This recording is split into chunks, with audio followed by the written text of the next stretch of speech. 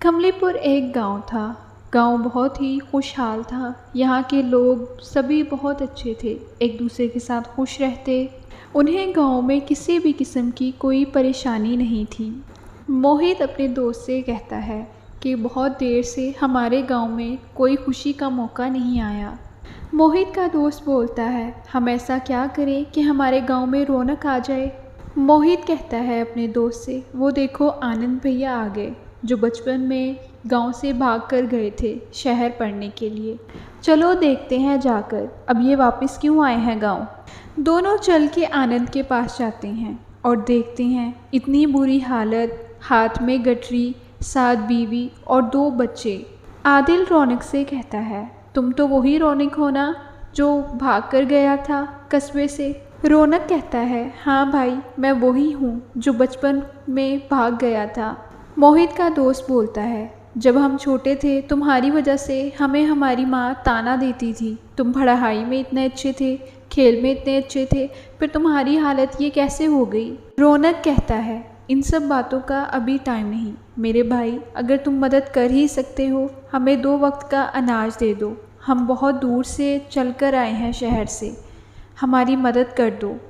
मोहित आनंद से बोलता है, तुम अपने पुराने घर जाओ और वहाँ जाकर रहो। मैं सरपंच से कहकर तुम्हारे घर खाना भिजवा दूँगा। आनंद मोहित से कहता है, बड़ी मेहरबानी होगी तुम्हारी। रौनक उनसे बातें करके अपने पुराने घर चला जाता है, जो कि पूरी तरह से कबाड़ बना हुआ होता है। रौनक की बीवी बोलती है, जी आपने उनको बताया क्यों नहीं कि हम शहर से भागकर क्यों आए हैं और कब तक ये गांव वाले हमारी मदद करते रहेंगे। रौनक अपनी बीवी से कहता, मैं उनसे क्या कहता। हमारे शहर में हम पर जितना कर्ज था, हम वो सब कर्ज छोड़कर वहाँ से भाग कर आए हैं। जो लोग हमारी मदद कर रहे हैं, ताकि बाद में वो ये सुनने के हमारी मदद ना करें। रौनक की बीवी बोलती है, सही कहा आपने। अगले ही दिन रौनक सरपंच से मिलता है और उन्हें सारा किस्सा बताता है। सरपंच कहता है कि तुम अब शहर जाने का छोड़ दो, वहाँ जो हो गया सो हो गया, अब यहीं गुजारा करो।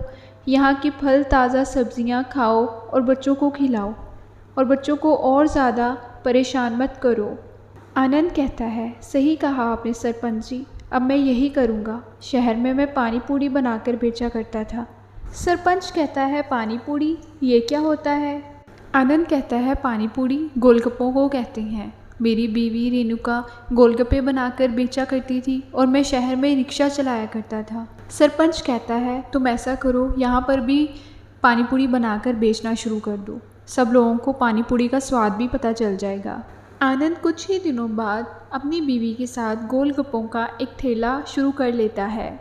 आनंद अपनी बीवी से बोलता है, कुछ ज़मीन ही बची थी जिसको बेचकर ये काम शुरू कर लिया।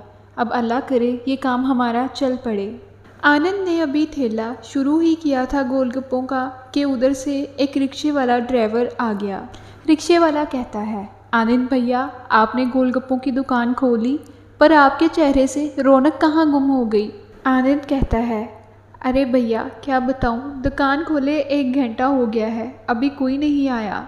रिक्शे वाला ड्राइवर कहता है, अरे क्या बात है, तुम मुझे बनाकर दो ना 1 प्लेट। आनंद गोलगप्पे रिक्शा ड्राइवर को देता है। जैसे ही रिक्शा ड्राइवर वो गोलगप्पे खाता है, साथ ही कहता है, अरे वाह भैया, इतने मज़ेदार गोलगप्पे, और मैं रिक्शे में घूम घूम के सभी जगह बता दूंगा तुम्हारे गोलगप्पों का। आनंद कहता है, तुम्हारी बड़ी बड़ी मेहरबानी होगी अगर तुम ऐसा कर दो तो। ऐसे ही कुछ दिन बीत जाते हैं। आनंद का गोलगप्पे का ठेला चलने लगता है। तभी सरपंच जी उनसे मिलते हैं और कहते हैं, सरपंच आनंद से कहता है, तुम्हें पता है तुम्हें मैंने अपने गुराज क्यों बुलाया है। आनंद कहता है, पता नहीं सरपंच जी, यही तो मैं सोच रहा हूँ। सरपंच कहता है, तुम्हारे गोलगप्पे बहुत मशहूर हैं, तुम ऐसा करो, ढेर सारे गोलगप्पे बनाओ और घरों में आसपास अच्छे से सबको खिलाओ, ताकि जब हमारा त्यौहार शुरू हो उसमें तुम्हारी भी काफ़ी मदद हो जाए। आनंद सरपंच को बोलता है, आपने मेरी मदद उस वक्त की थी जब किसी ने मेरी मदद नहीं की, अब मैं आपकी मदद ज़रूर करूँगा। आनंद की बीवी बोलती है, हमारे पास इतने पैसे आएंगे कहाँ से और इतने सारे गोलगप्पे कैसे बनाएंगे।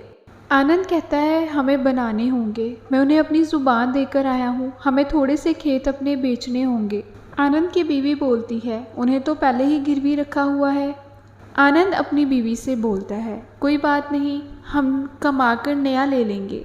रौनक ने अपनी बची हुई ज़मीन भी बेच दी और खूब सारे गोलगप्पे बनाकर तैयार कर लिए। आनंद सरपंच जी से मिलता है और उन्हें कहता है मैंने सारे गोलगप्पे बनाकर आपके घर भेज दिए हैं और मेरे पैसे। सरपंच कहता है कौन से पैसे भी, मैंने कब कहा था कि मैं पैसे दूंगा। आनंद कहता है मजाक मत कीजिए सरपंच जी, मैंने अपने बचे कुचे खेत भी बेच दिए हैं, इसीलिए पैसे मांग रहा हूँ। सरपंच आनंद से कहता है तुम्हारा दिमाग तो ठीक है, जो मैं तुम्हें पैसे दूँ, हट जाओ मेरे रास्ते से। इतना कहते ही सरपंच के 2 मुलाजिम आ गए और आनंद को धक्का देकर किनारे फेंक दिया। आनंद की बीवी कहती है ये तो उन्होंने बहुत गलत किया है, अब तो हम भूखे मर जाएंगे, हम क्या करेंगे। सरपंच और आनंद की बहस पूरे गांव में पता चल जाती है। अब कोई भी उनसे गोलगप्पे नहीं खरीदता। तभी आनंद का दोस्त रिक्शा ड्राइवर आनंद से कहता है मैं कुछ दिनों के लिए शहर जा रहा हूँ अपना रिक्शा तुम्हें देकर, और इस गांव में तुम ही हो जिसे रिक्शा चलाना आता है, तुम मेरे रिक्शे की हिफाजत करना। आनंद अपने दोस्त रिक्शा ड्राइवर से कहता है क्या मैं इसको थोड़ा सा इस्तेमाल कर लूँ। आनंद का दोस्त रिक्शा ड्राइवर बोलता है क्यों नहीं, तुम चला लेना, मैं अगले हफ्ते आऊँगा, तब तक तुम इससे सवारी डो लेना और आसपास के कस्बों में तुम्हारी मुलाकातें भी बढ़ जाएंगी। ऐसे कहकर आनंद का दोस्त चला जाता है।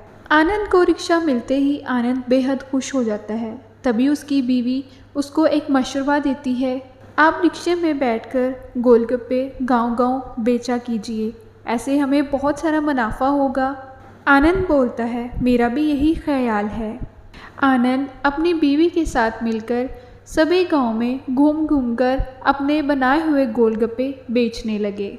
उनके गोलगप्पे सभी लोगों को बहुत पसंद आने लगे, सभी लोग शौक़ से खाने लगे और इसी तरह आनंद और उसकी बीवी गोलगप्पा रिक्शे वाले के नाम से मशहूर हो गए। आनंद की बीवी बोलती है हमने थोड़े ही दिनों में अपनी गिरवी रखी हुई ज़मीन छुड़वा ली, भला हो उस रिक्शे वाले का जिसने हमारी मदद की। आनंद अपनी बीवी से बोलता है मैं आज बेहद खुश हूँ, मैंने अपना सारा कर्ज़ा चुका दिया और अपनी ज़मीन भी ख़रीद ली, आज मैं अपने आप को हल्का महसूस कर रहा हूँ। तभी वहाँ पर रिक्शा ड्राइवर अपनी नई रिक्शा लेकर वहाँ आ जाता है और तभी आनंद कहता है अरे वाह भाईजान, नई रिक्शा, ये किस लिए। रिक्शा ड्राइवर कहता है हाँ ना, मैं पुराने वाला रिक्शा बेच रहा हूँ और नया रिक्शा लेकर आया हूँ, मैं गांव से शहर तक सवारियाँ लेकर जाया करूँगा। आनंद कहता है अगर तुम बुरा ना मानो क्या तुम ये रिक्शा मुझे बेच सकते हो।